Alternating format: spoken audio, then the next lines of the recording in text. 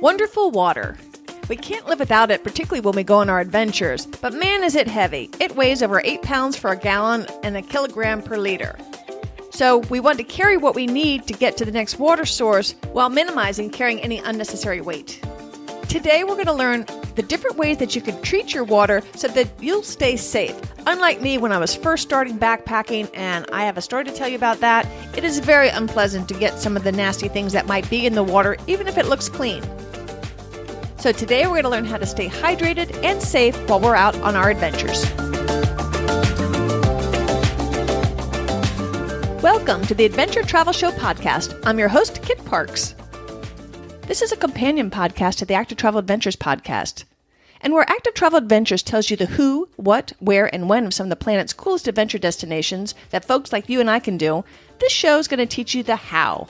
You'll learn great tips and hacks on how to pack, how to train, how to get the best flights, how to choose the right companies, pretty much anything that you need to know how to do in order to maximize your enjoyment of your adventure vacation. Like the Active Travel Adventures podcast, this show is going to come out every other Thursday, but it'll be on alternate Thursdays, so now you can add a little bit of adventure to every week. Be sure to subscribe to both. It's free, and you can find them wherever you listen to podcasts. So let's get started about learning how to stay hydrated in the wild. Way back when I was first learning how to hike and backpack, I thought I had a brilliant idea. I figured people all over the world are drinking nasty water and not getting sick. So why can't I teach my body to learn to deal with the different things that are in untreated water? So unbeknownst to my very experienced backpacking buddies that allowed me to join them on my very first backpacking weekend, they were all carefully treating their water, and I had a little steri pen that I acted like I was treating it, but actually I figured I was going to build up my quote-unquote immunity to untreated water. Fast forward a week later, and I am royally sick. I mean, I won't even tell you how sick I was or what places it was coming out of, but I just got deathly ill. And turns out that Giardia is not something that you can get a resistance to because it's a parasite.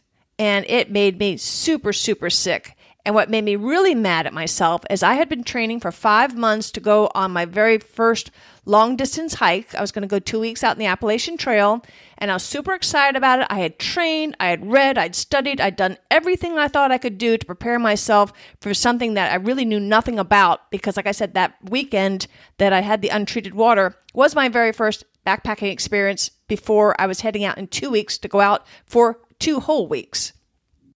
So it turns out I needed to take an antibiotic to treat the Giardia, and it came back a week before my departure date with a vengeance. And I was so sick that I lost 6 pounds in water weight, I'm sure, in 2 days. And I was like, I can't believe I have ruined my chances of going on this trip. Fortunately, my body's pretty healthy and I did recover.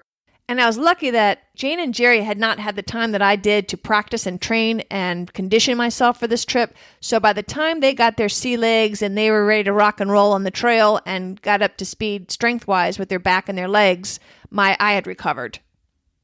And so it ended up working out fine. But boy, did I learn a lesson about how important it is to treat your water.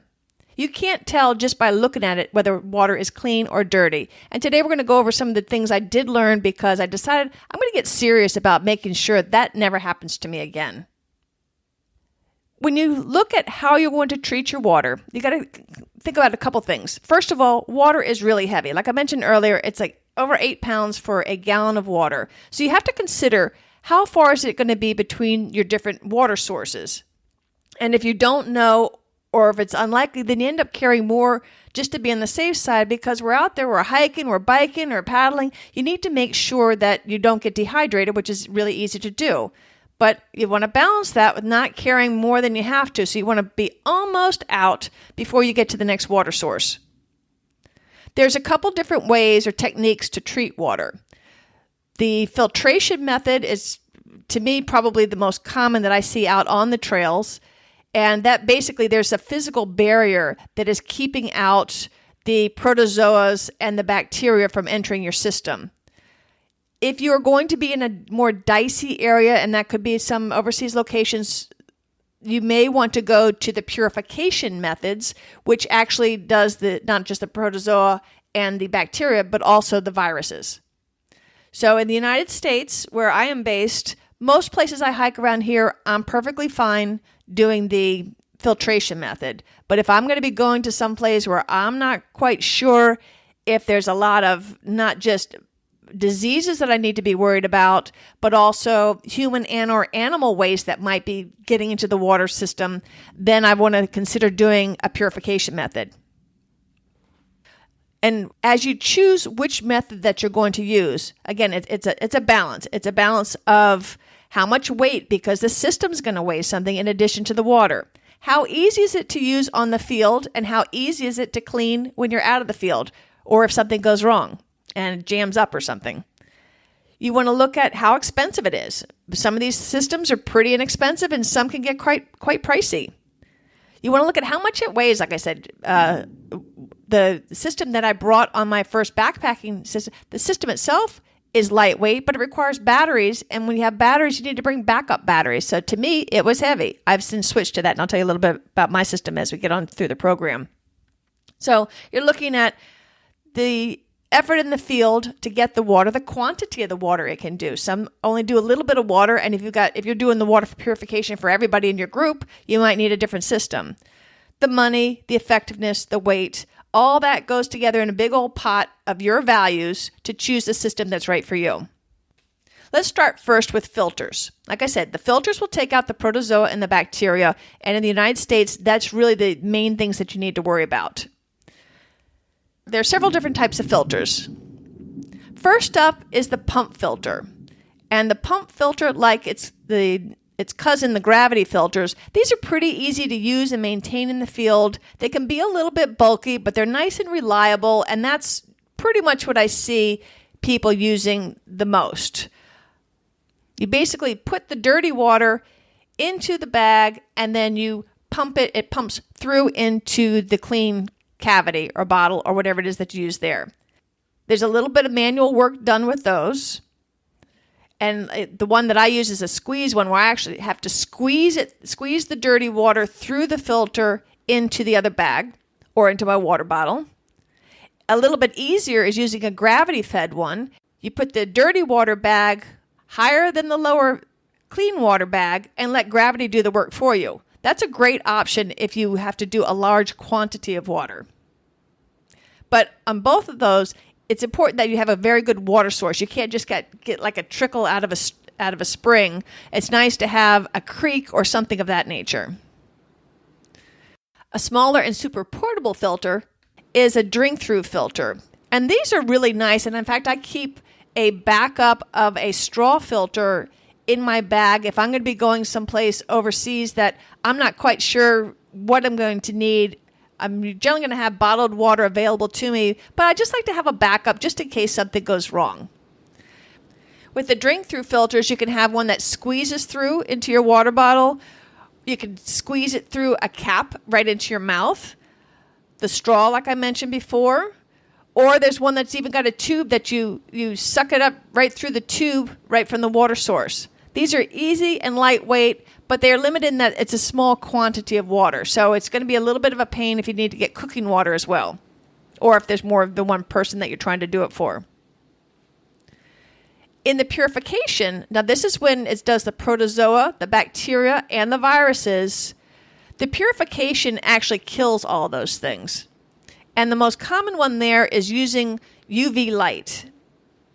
And what the UV light does is you put the light into the water. You've got to stir it around for a certain period of time, and it eventually will kill the bad things that are in there. However, you usually need to pre-filter because it doesn't do well with dirty or gritty water, and you don't want to be drinking that stuff anyway. If you don't bring any kind of a pre-filter, you can use your bandana to get most of the yucky stuff out, and then so you have fairly clear water to sterilize. That UV light is the system I used on my bad first time. But like I said, I didn't use it according to directions. So that was all my fault. I blame that because it does get out over 99% of all the nasty things in the water. A third option is to use chemical treatment. And this is using either a chlorine or an iodine-based chemical. They're tablets or drops that you put in the water. These are fairly easy. They're lightweight. They're cheap. The downsides are you've got to wait, sometimes 30 minutes before you can drink the water, and sometimes up to 4 hours before you can drink the water. So it's always nice to have something as a backup because that's a long time to wait to make sure your water's good. And another thing is sometimes it gets a funky taste, particularly the iodine. I don't particularly care for the taste, and I have a couple tabs that I keep as an emergency in my backpacks just in case I have to use them.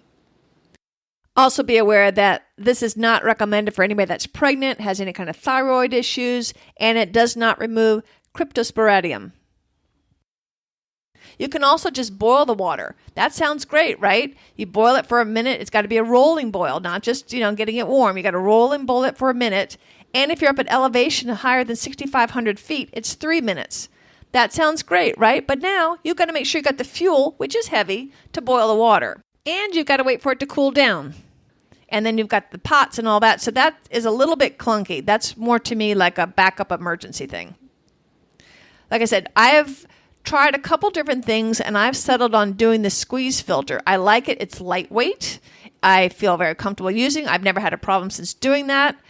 My biggest problem with the squeeze filter is I'm replacing the filter more than I think I should because I do a good job of back flushing and cleaning it when I get home. But then sometimes it still just gets jammed up. So it's not a very expensive system. I like it. It's easily portable. So I've just bought that same system multiple times. Just be sure to test your system before you head out to be on the safe side. And how I personally like to do my water is I get one of those platypus bladders that I'll put in my pack. And the good thing about that is, A, you're dispersing the water weight across your whole back. And then it's got like a drinking tube that clips onto the front of your backpack. So you find that you're drinking a lot more because it's so readily accessible. They still haven't gotten backpacks where it's easy for you to grab your own water bottle out without really twisting your arm. So I like the fact that I don't have to stop, take off my pack, or ask somebody to get my water bottle out for me to drink. So I find I'm drinking a lot more, and that way I'm staying hydrated, which keeps my energy up. What I do, because you can't see the water level in your platypus and you don't really have a good idea of how much you're drinking, is on the 2 water bottle sides of my backpack, if I know there's lots of water sources around, I'll have 1 water bottle filled as an emergency backup. So if I drink all the water in my platypus, I know I still have some water left in that 1 emergency bottle, and I can start rationing it. If water is few and far between, I'll fill up both of them.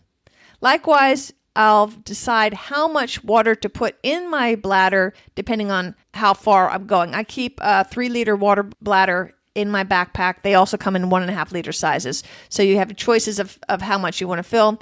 I'm usually only filling half of it. I could probably get away with 1.5 liters, but there's been times where it's been a long way to the next source, and I have had to use both bottles and the bladder. So to me, it was worth getting the 3-liter one. As far as choosing water sources, you can't really look at the water and say, oh, that's clean or that's not clean. But if I have my preferences and my druthers, I'm going to try to go first to a spring that's emerging literally from the rocks, that it's really difficult for animals or something like that to have contaminated the water. And from there, my next best choice would be creeks. And the closer you get to where they're all landing, where the water is feeding down to, the more chances it has to collect contaminants. So lakes are the worst because the things can enter the lake, but it's really hard for things to get out of the lake. So you want to make sure you're really cleaning your water really well, and try not to choose a lake unless you have to, because particularly if there's farms around there, you could have other sorts of contaminants from fertilizers or whatnot getting into the lakes. A second bad choice, if you can avoid it, is rivers, because again, all the streams and creeks and everything flow into the main river, wherever the main river is. That the river is the one that I think got me when I had my little Giardia bout in Linville Gorge. So whenever possible, try to pick the cleanest source as possible. If the water's kind of filled with debris, use your bandana to kind of pre-filter it to get out whatever dirt, little pieces of leaves or whatnot that might be in it. And then that will make it just easier so you're not clogging up your filters or making it hard if you're using one of the UV lights. You want your water as clean as you can before you treat it. I said, most times out of the streams or the creeks, I don't have to do any pre-filter. It's clean enough. It's coming out nice and clear. And I will confess that even since my little bout, if I see a really fresh spring and I'm high up and I haven't seen any pastures lately, I'm likely just to drink out of that. I'm not advising you to do it. I'm just saying that I will do that. And I know of other people that do that. Take that for what it's worth. The recommendations are to treat it. My recommendation to you is to treat it. But if you're going to not do so, please use good judgment, because my little experience with Giardia is not one I'll forget or want to repeat. There's one really other important thing you need to do, and this is when you get home, make sure you thoroughly clean whatever system that you use. You're going to be tired. All your gear is a mess, and it's a pain, I know, to clean everything, dry it out so that it doesn't get moldy while it's in storage. But it's particularly important with your water filter because you don't want to be eating any bad stuff or drinking any bad stuff. So here's what I do. Like I said, I use the bladder. And there's little cleaning tablets that you can buy, and you put it in with warm water and you let it soak for a recommended period of time and shake it around. And then there's little brushes that I can clean it. Then I leave it air drying, usually for like a week, just to make sure, because the water can still get trapped in the crevices of the bladder. And then what I do, which I think is clever, is once it's as dry as I think I can get it, as clean as I think I can get it, is I'll fold it up and put it in a gallon-sized baggie, and then I'll keep it in the freezer. And then I don't take it out again until I'm ready for my next adventure. And that's worked really well for me. I've never had an instance of any kind of waterborne illness. In fact, I don't think I've ever been sick outside of that one time when I foolishly drank untreated water out of a river. Oh, I forgot. Let me take that back. In Bhutan, I got food poisoning. That was a wonderful adventure on the Active Travel Adventures podcast, episodes 19 and 20. So be sure to check that out. And got really sick. So I'm hoping that the things that you learned today will prevent you from doing the same, and that you can learn from my mistakes, because it was a doozy, folks. It was really, really unpleasant. I'd like to hear your thoughts on how you treat your water. Pop me a note at kit@activetraveladventures.com. I have put together a PDF that my newsletter subscribers, I do a monthly newsletter. This will be included automatically with that. If you'd like to join this group, just go ahead and send me an email or go to the website and click on the newsletter link, and you'll be automatically added. There's no cost for anything. And every month you get any of the downloads and the PDFs that I have prepared from the previous month's adventures and episodes. If you're enjoying this podcast, please help get the word out. It's the main way that people find out about podcasts. So if you're liking this, I could sure use the help of spreading the word. Send it out on your social, email your hiking and biking and paddling buddies, and let them know that there's a new resource available to them. Remember, we now have 2 shows for you, Active Travel Adventures and this new one, Adventure Travel Show Podcast. So be sure to subscribe to both. It's free and available on all podcast apps or directly from the website, activetraveladventures.com or adventuretravelshowpodcast.com. The shows rotate on Thursdays, so you can add a little adventure to your life every week. I hope to see you next week. Thanks for listening. Until then, this is Kit Parks. Adventure on.